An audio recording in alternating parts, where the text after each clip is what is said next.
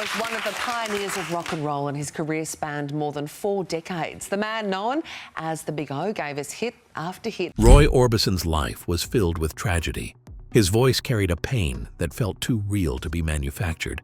And yet today, his legacy is being reshaped in ways he may never have allowed. Is the ability now to tour holograms. In the past, that was something that was very difficult to do. The audience has no idea how we put the holograms on stage because the system is invisible. Hologram tours, corporate deals, and even artificial intelligence are turning his memory into something both haunting and unsettling. How did a shy, grieving man become one of the most commercialized figures in death? And what shocking truth have we just uncovered? Let's go! The mystery unpacked. Roy Orbison is gone, but at the same time, he's not. His voice still fills arenas, his face still appears on stage, and his name is being sold in deals worth millions. Yet the man himself, the shy singer with the dark glasses who hated attention, is no longer here to approve any of it. The shocking truth is that Roy Orbison has been brought back to life in ways he never agreed to, and the business around his name has become bigger than ever. Is his memory being honored, or is it being exploited? How did a man who hid from fame become one of the most commercialized figures in death? And why does this new mystery feel so much darker than the tragedies he endured in life? The story begins with a recent move that changes everything. Orbison's estate has struck a powerful new deal with Sandbox Succession, a division of Sandbox Entertainment. The agreement doesn't just cover his music. It also includes his publishing, his image and likeness, film and TV projects, merchandising, and even hospitality ventures. In simple words, every part of Roy Orbison's identity, his songs, his face, even his name, has now been turned into a product. For business executives, this makes sense. Orbison is a legend whose brand can still earn millions. But for fans, it raises an uncomfortable question. Are we protecting his memory, or are we selling it off piece by piece? This would be controversial enough if it were only about reissuing his records or remastering old performances. But in recent years, Orbison's return has gone much further than that. In 2018, fans were invited to a live show called In Dreams, Roy Orbison in Concert, where he appeared on stage as a hologram. Backed by a live orchestra, the three-dimensional projection of Orbison performed his greatest hits as if he were really there. For some people, it was breathtaking, a chance to see a legend they never thought they could. For others, it was deeply unsettling. Fans were unsure whether it was a true tribute or just a high-tech illusion, making a dead man perform without his consent. The hologram wasn't a one-off stunt. His music has also been reshaped into massive stage productions. Pretty Woman. The musical took his most famous song and tied it to a Broadway storyline.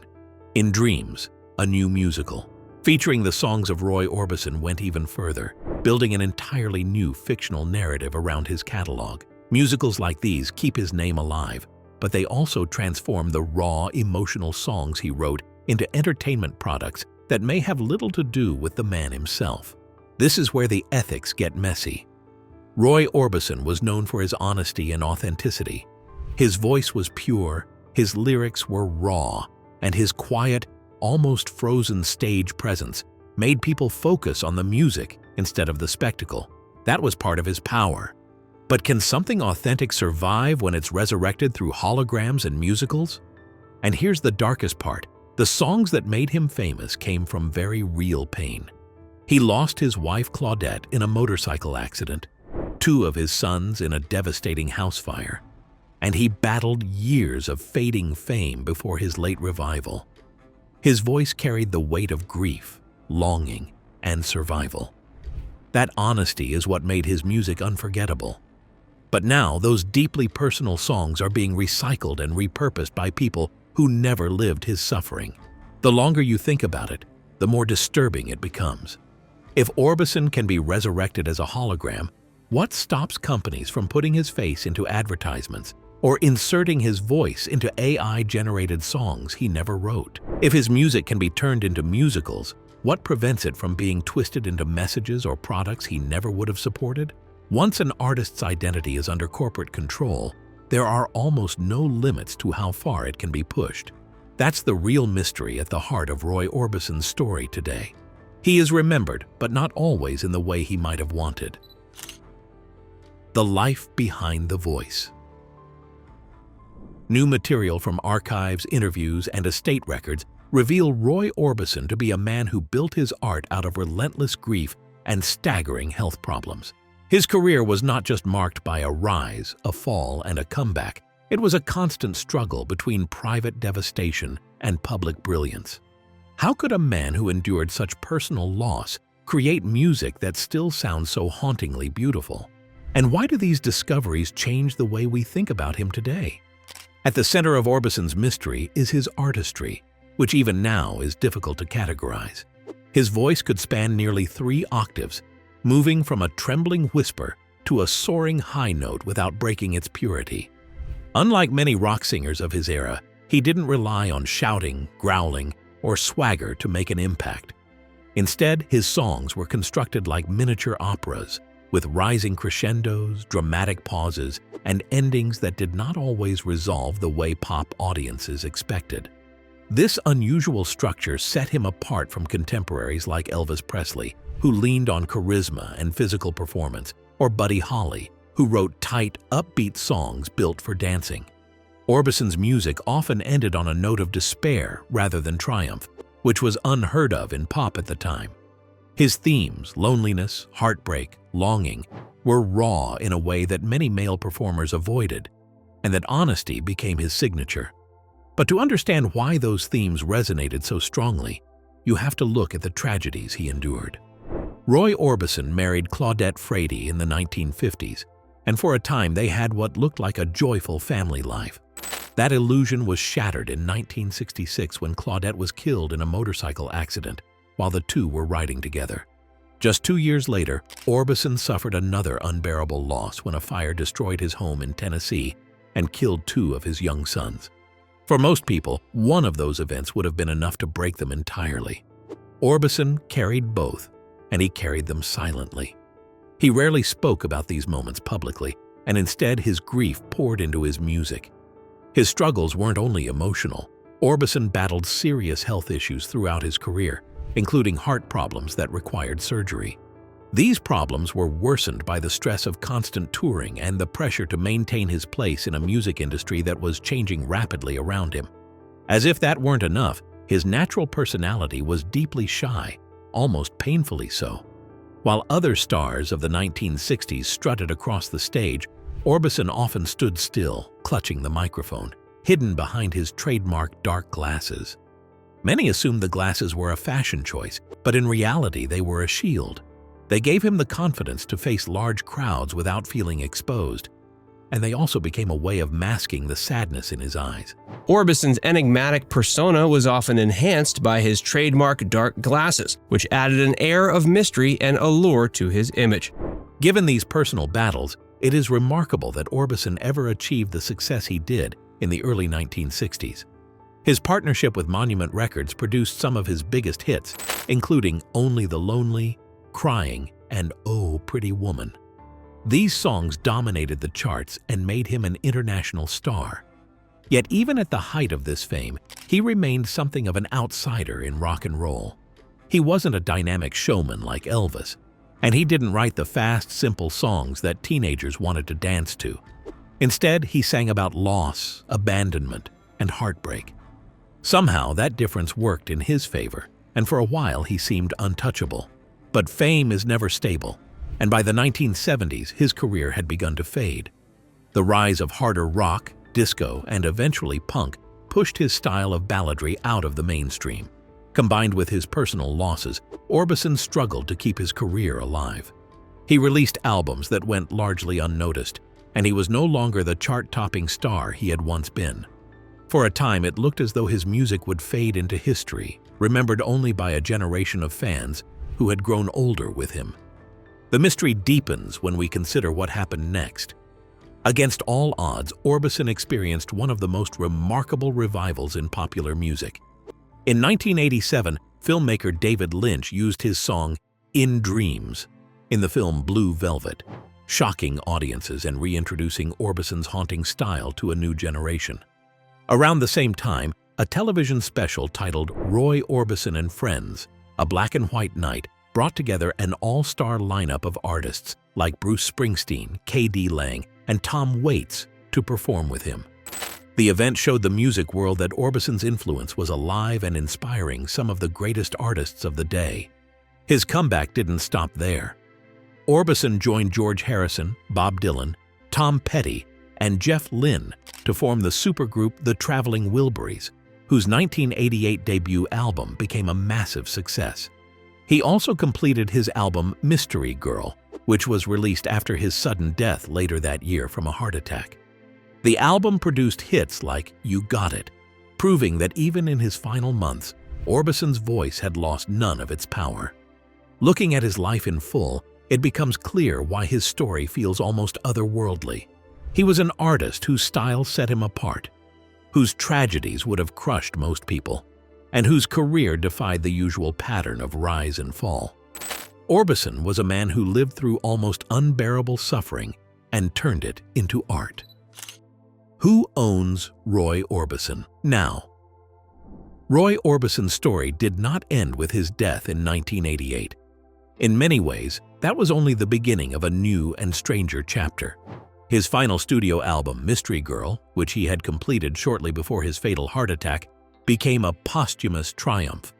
The single You Got It climbed the charts, reminding listeners of his unique ability to blend aching vulnerability with soaring vocal power. Over the years, the album has been reissued multiple times, often with bonus material or unfinished tracks that his sons helped complete. These releases keep his voice alive, but they also raise a difficult question. At what point does preserving his work turn into altering it? When engineers digitally clean, remaster, or even piece together fragments of recordings that Orbison never intended for release, are they honoring his artistry or reshaping it into something he never actually created? We live in an era where death no longer marks the end of a career. For some artists, the most profitable years have actually come after they were gone, with estates carefully managing the balance between tribute and profit. Families often face the impossible decision of whether to share unfinished recordings or private demos, or to keep them hidden in respect for what the artist might have wanted. Corporations, meanwhile, see an opportunity in nostalgia and use the latest technologies to repackage, remaster, or reinvent old material. Fans are then left to wrestle with their own feelings. Do they embrace the chance to experience new material from an artist they loved, or do they question whether it has crossed a moral line? Hologram performances make this tension especially visible. In 2012, Tupac Shakur appeared as a hologram at the Coachella Music Festival, more than 15 years after his death. The image was startlingly lifelike, rapping and moving on stage as if he had returned. For some, it was an extraordinary act of cultural preservation, giving younger audiences a glimpse of his power. For others, it was deeply unsettling, as though his memory had been turned into a puppet show. Whitney Houston's estate approved a similar hologram tour in 2020, with her likeness singing to sold-out audiences. The production was technically impressive, but many critics called it exploitative, questioning whether Houston, who had struggled with public scrutiny and personal battles, would ever have wanted to be presented this way. One of the most disturbing cases came with Amy Winehouse, whose family initially approved a hologram tour announced in 2018. The plan was to project a digital likeness of Winehouse onto a stage, performing alongside a live band, despite the fact that she had died tragically at the age of 27 after years of public struggles with addiction and mental health. The announcement was met with immediate backlash, as many fans and critics felt it was ghoulish to resurrect a woman who had been hounded by the spotlight in life, only to be digitally reconstructed in death for profit.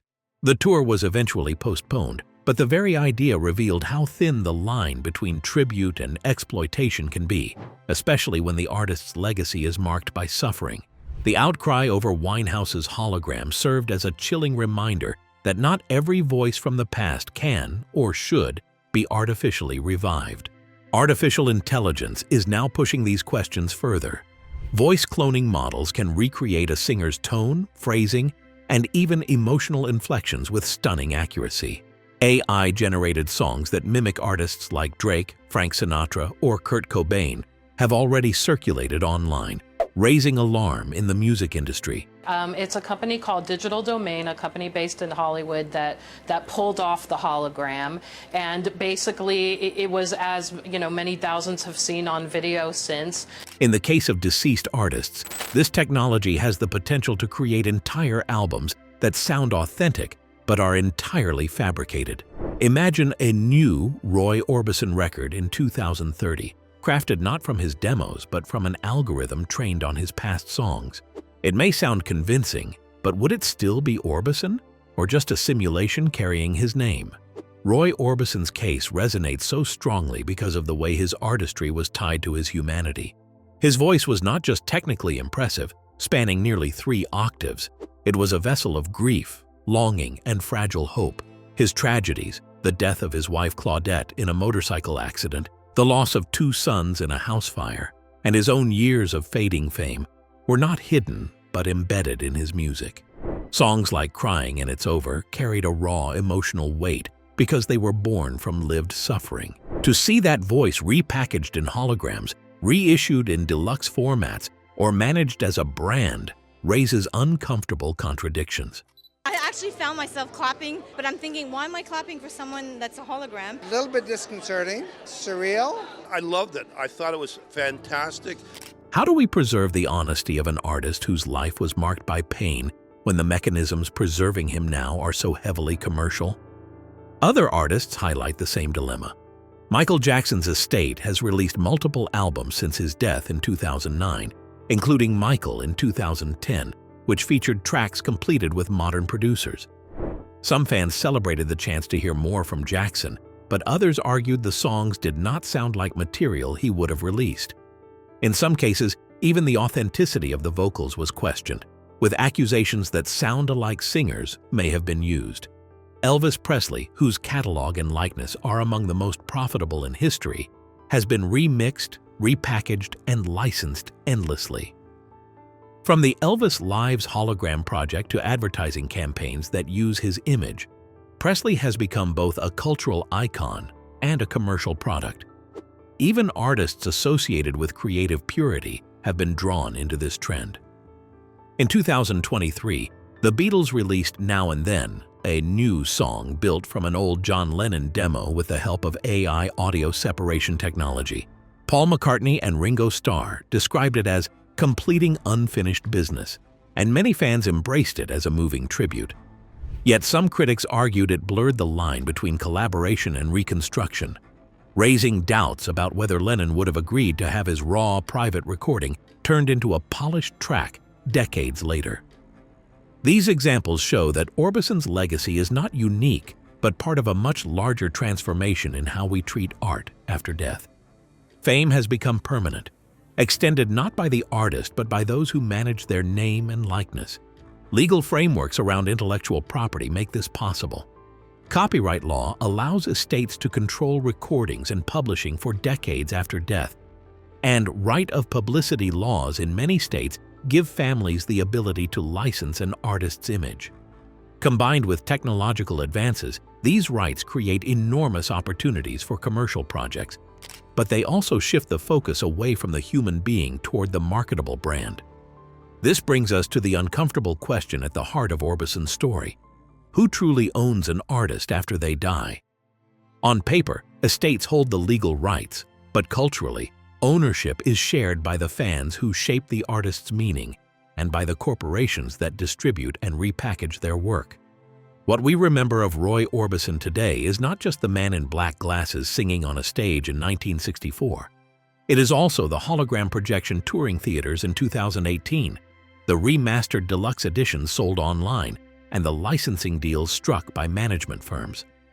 Each version extends his reach, but each version also risks diluting the reality of who he was. The lesson here is not simple. Without these efforts, Orbison's music might fade from public consciousness, remembered only by older fans. With them, his voice continues to reach new audiences, but at the cost of reshaping his legacy into something he never chose. This paradox is one that families, corporations, and fans we'll continue to wrestle with as technology evolves. Thanks for watching. If you enjoyed this, don't forget to like, comment, and subscribe. Click the next video for more exciting content.